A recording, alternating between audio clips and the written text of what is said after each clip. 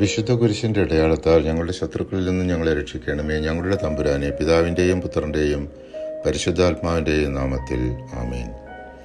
ജോസഫിനെ മിദിയാൻകാർക്ക് വിറ്റ ശേഷം തിരിച്ചു വീട്ടിൽ പോകുമ്പോൾ അവൻ്റെ സഹോദരന്മാർ ഒരാടിനെ കൊന്ന് ജോസഫിൻ്റെ കുപ്പായം അതിൻ്റെ രക്തത്തിൽ മുക്കി യാക്കോബിന് കാണിച്ചു.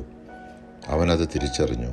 യാക്കോബ് തൻ്റെ വസ്ത്രം വലിച്ചു കീറി ചാക്കുടുത്ത് വളരെ നാൾ തൻ്റെ മകനെക്കുറിച്ച് വിലപിച്ചു. ജോസഫിനെ വാങ്ങിയ മിദിയാൻകാർ ജോസഫിനെ ഈജിപ്തിൽ ഫറവോയുടെ ഒരു ഉദ്യോഗസ്ഥനും കാവൽപ്പടയുടെ നായകനുമായ പൊത്തിഫറിന് വിറ്റു. ജോസഫ് വളരെ കഴിവുറ്റവനും ദൈവാനുഗ്രഹമുള്ളവനുമായിരുന്നു. പൊത്തിഫർ ജോസഫിനെ വളരെ വലിയ ഉത്തരവാദിത്തങ്ങൾ നൽകി. അതിനിടെ പൊത്തിഫറിൻ്റെ ഭാര്യയ്ക്ക് ജോസഫിനോട് അഭിനിവേശം തോന്നുകയും പലപ്പോഴായി അത് പ്രകടിപ്പിക്കുകയും ചെയ്യുമായിരുന്നു.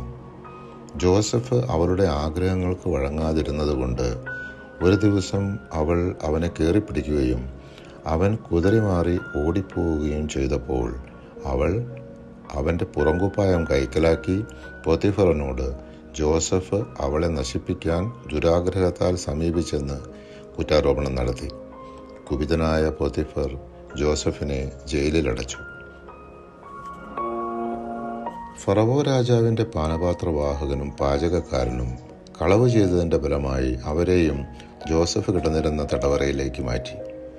ഒരിക്കൽ ആ രണ്ടു പേർക്കും വ്യത്യസ്തങ്ങളായ സ്വപ്നങ്ങൾ കാണപ്പെട്ടു.